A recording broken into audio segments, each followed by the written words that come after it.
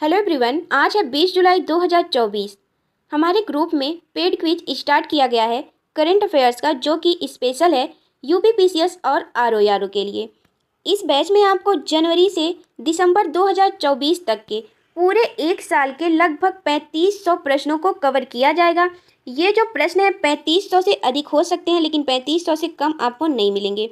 ये special UP PCS के लिए है और आरओ के लिए है। लेकिन अगर आप अदर एग्जाम की तैयारी करते हैं तो इसमें जनवरी 2024 से लेकर दिसंबर 2024 तक के करंट अफेयर्स कवर हो जाएंगे। इसका जो एडमिशन है ओपन हो गया है, 20 जुलाई से ओपन था, यानी कि आज से। टेस्ट की शुरुआत जो है ये 1 अगस्त से की जाएगी। इसमें एक साल के 3500 प्लस करंट अफेयर्स की प्रैक्टिस क्विज के माध्यम से कराई जाएगी। प्रत्येक महीने के 300 प्लस प्रश्नों की प्रैक्टिस कराई जाएगी। प्रत्येक दिन 50 प्रश्नों की प्रैक्टिस कराई जाएगी। इसमें केंद्रीय बजट और उत्तर प्रदेश का टेस्ट भी शामिल रहेगा। सभी क्विज लाइव और पोल दोनों फॉर्मेट में होगा। सभी प्रश्न उत्तर प्रदेश लोक सेवा आयोग के परीक्षा पैटर्न पर आधारित होंगे। इस बैच से आपको परीक्षा में आने वाले लगभग 95% से अधिक करंट अफेयर्स की तैयारी क्विज के माध्यम से करा दी जाएगी। एक बार विश्वास के साथ जुड़िए और अपने करंट अफेयर्स की तैयारी को और बेहतर बनाइए। पहले 50 सीट के लिए फीस जो है 200 रखा गया है। इसके बाद फीस 250 रुपये कर दिया जाएगा। धन्यवाद। चलिए शुरुआत करते हैं आज के महत्वपूर्ण करंट अफेयर्स को।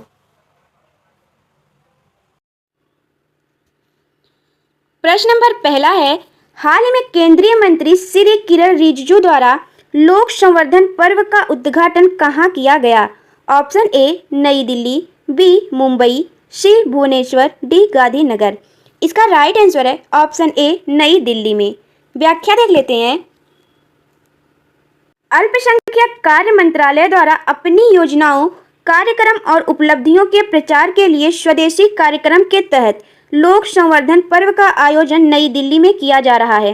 केंद्रीय अल्पसंख्यक कार्य और संसदीय कार्य मंत्री श्री किरण रिजिजू ने नई दिल्ली में स्थित दिल्ली हाट में लोक संवर्धन पर्व का उद्घाटन किया।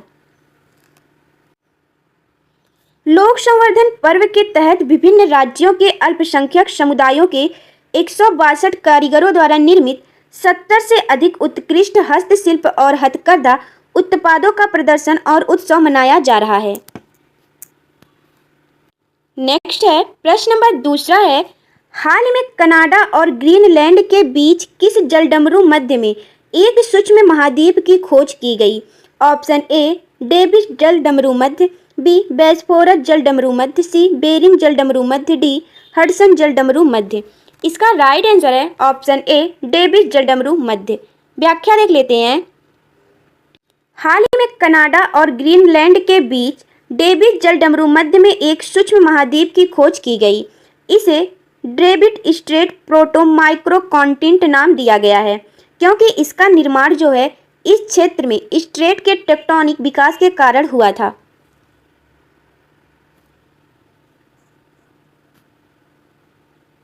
यह महाद्वीप 19 से 24 किमी मोटी पतली महाद्वीपीय परत है। नेक्स्ट है प्रश्न नंबर तीसरा है, हाल ही में जारी रिपोर्ट के अनुसार कृषि उत्पादन के निर्यात में उत्तर प्रदेश किस स्थान पर रहा? ऑप्शन ए पहले, बी दूसरे, सी पांचवे, डी तीसरे।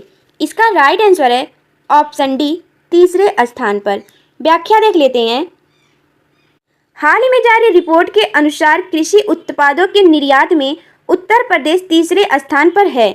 2023 में कृषि उत्पादों के निर्यात में उत्तर प्रदेश देश में 5वें स्थान पर था।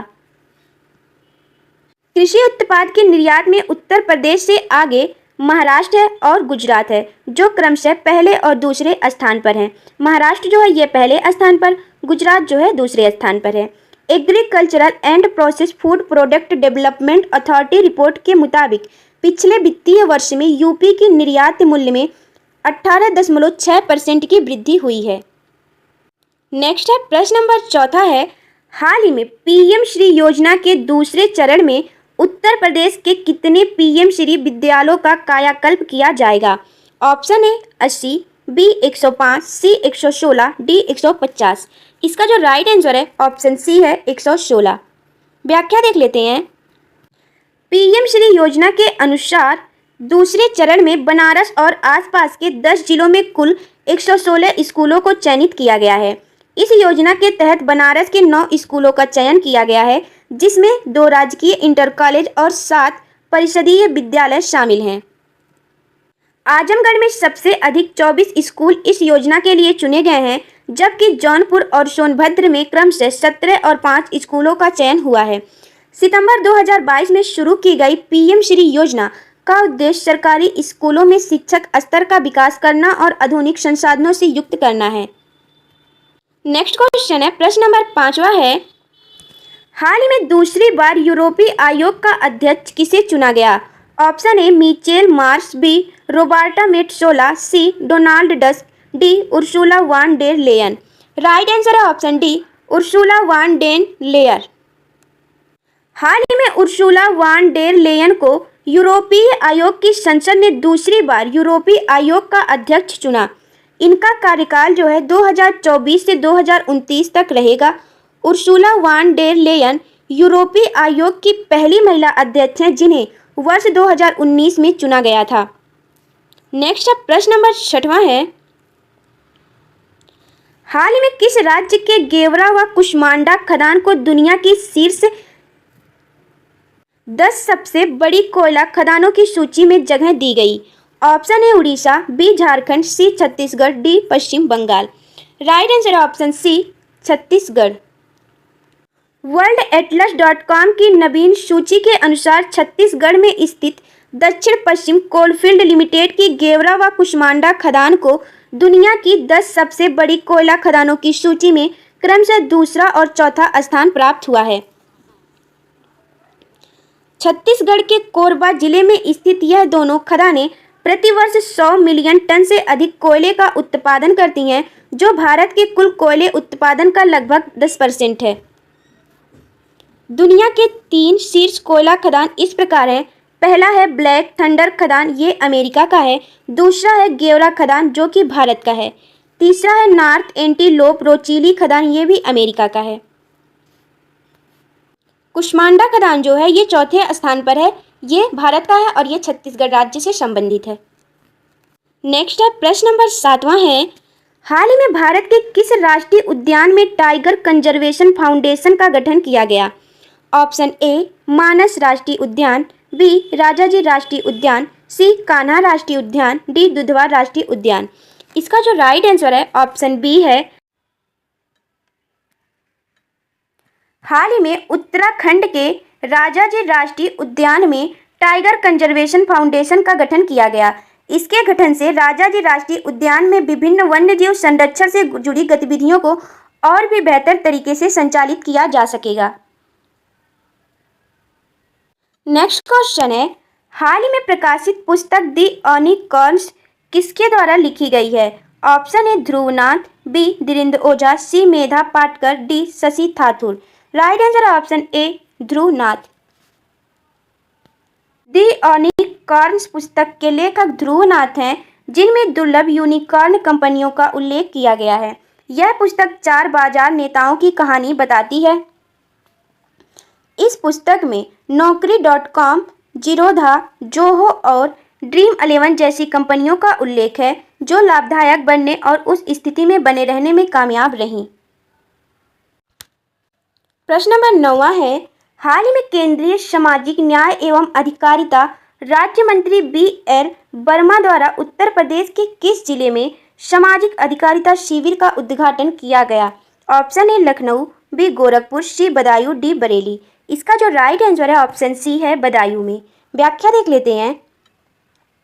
केंद्रीय सामाजिक न्याय एवं अधिकारिता राज्य मंत्री श्री बी.एल. वर्मा उत्तर प्रदेश के बदायूं जिले के पुलिस लाइन ग्राउंड में सामाजिक अधिकारिता शिविर का उद्घाटन किया। यह कार्यक्रम पहले से पहचाने गए 791 दिव्यांग व्यक्तियों को विभिन्न श्रेणियों के सहायक उपकरण वितरित करने के लिए आयोजित किया गया है। नेक्स्ट प्रश्न नंबर 10वां है, हाल ही में द प्रिजनर ऑफ भोपाल नामक ऐतिहासिक उपन्यास का प्रकाशन किसने किया? Option A Ben Duckett, B Tim Walker, D C Travis Head, D David Miller. Right answer option B Tim Walker ने। व्याख्या देख लेते हैं। हाल ही में टीम वाकर द्वारा द प्रिजनर ऑफ भोपाल नामक एक ऐतिहासिक उपन्यास प्रकाशित किया गया। यह पुस्तक भारत की सबसे विनाशकारी औद्योगिक आपदाओं में से एक है। भोपाल गैस त्रासदी की 40वीं वर्षगांठ के उपलक्ष्य में ये पुस्तक प्रकाशित की गई है। 4 दिसंबर 1984 को मध्य प्रदेश के भोपाल में एक भयानक औद्योगिक दुर्घटना हुई थी, जिसे भोपाल गैस त्रासदी के नाम से जाना जाता है। इस दुर्घटना में मिथाइल आइसोसाइनेट गैस का रिसाव हुआ था। नेक्स्ट है प्रश्न नंबर 11 है, हाल ही में शिलांग में लॉन्च किए गए निवेश वेब पोर्टल का प्राथमिक उद्देश्य क्या है? ऑप्शन ए पूर्वोत्तर से पर्यटन को बढ़ावा देना, बी पूर्वोत्तर क्षेत्र में कृषक समुदाय और खरीदारों को जोड़ना, सी छात्रों के लिए शैक्षिक संसाधन उपलब्ध कराना, डी स्थानीय कला और शिल्पकला को समर्थन देना। इसका जो राइट आंसर है ऑप्शन बी है, पूर्वोत्तर क्षेत्र में कृषक समुदाय और खरीदारों को जोड़ना। व्याख्या देख लेते हैं। केंद्रीय मंत्री ज्योतिरादित्य सिंधिया ने पूर्वोत्तर के किसानों और खरीदारों को लाभ पहुंचाने के लिए शिलांग में north east region agri commodity e connect नीरेश वेब पोर्टल ऐप लॉन्च किया है। नेक्स्ट है प्रश्न नंबर 12 है, अंतरिक्ष अनुसंधान समिति कोषपर की 45वीं वैज्ञानिक सभा के दौरान कितने भारतीयों को 2024 में कोषपर पुरस्कारों के लिए चुना गया? Option A 1, B 2, C 3, D 4। Right answer है ऑप्शन बी 2। अंतरिक्ष अनुसंधान कोषपर की 45वीं वैज्ञानिक सभा का आयोजन 13 से 41 जुलाई 2024 तक साउथ कोरिया के बुसान में किया जा रहा है। कोषपर का पूर्ण रूप है कमेटी ऑन स्पेस रिसर्च। ये इस्टेब्लिश्ड किया गया था 3 अक्टूबर 1958 को international council for scientific unions के द्वारा।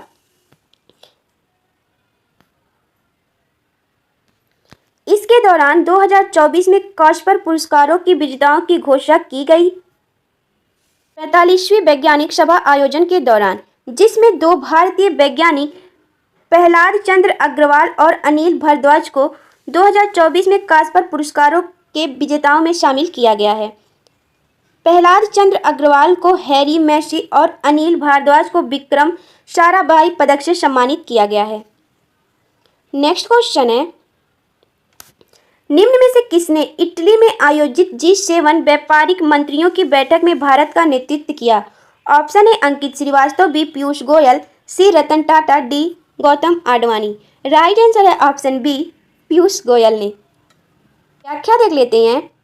इटली में G7 व्यापारिक मंत्रियों की बैठक का आयोजन किया गया। भारत की तरफ से इस बैठक में केंद्रीय वाणिज्य और उद्योग मंत्री पीयूष गोयल ने भाग लिया। इस सम्मेलन में पीयूष गोयल का शामिल होना इस बात का प्रतीक है कि व्यापार और आर्थिक सहयोग को बढ़ावा देने के लिए वैश्विक अर्थव्यवस्थाओं के साथ जुड़ना आवश्यक है। नेक्स्ट क्वेश्चन है, एशियाई पैरा ओलंपिक कमेटी की साउथ एशिया के लिए किसको प्रतिनिधि नियुक्त किया गया है? उत्तर है दीपा मलिक को।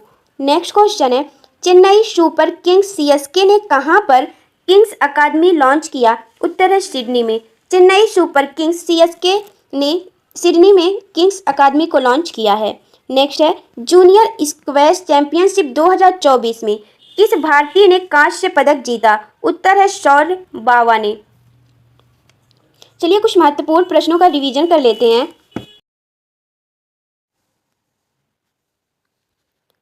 मई 2024 में जारी विश्व प्रेस स्वतंत्रता सूचकांक 2024 में भारत किस स्थान पर रहा? उत्तर है 159वें स्थान पर। विश्व प्रेस स्वतंत्रता सूचकांक 2024 में भारत 159वें स्थान पर रहा। नेक्स्ट है, मई 2024 में जारी यात्रा व पर्यटन विकास सूचकांक 2024 में भारत किस स्थान पर रहा? उत्तर है 39वें स्थान पर। मई 2024 में जारी यात्रा व पर्यटन विकास सूचकांक 2024 में भारत 39वें स्थान पर रहा। नेक्स्ट है, जून 2024 में जारी पर्यावरण प्रदर्शन सूचकांक 2024 में भारत की जो रैंक है ये 176वीं है। नेक्स्ट है, जून 2024 में जारी ग्लोबल जेंडर गैप इंडेक्स 2024 में भारत किस स्थान पर रहा? उत्तर है 129वें स्थान पर। हाल ही में जारी ग्लोबल जेंडर गैप इंडेक्स 2024 में भारत की रैंक 129 है। नेक्स्ट है जून 2024 में जारी वैश्विक शांति सूचकांक 2024 में भारत किस स्थान पर रहा? उत्तर है 116वें स्थान पर। इस प्रश्न का आंसर आप सभी को कमेंट बॉक्स में बताना है। हाल में किस राज्य सरकार ने लाडला भाई योजना की शुरुआत की है? ऑप्शन है आंध्र प्रदेश, बी महाराष्ट्र, सी मध्य प्रदेश, डी राजस्थान।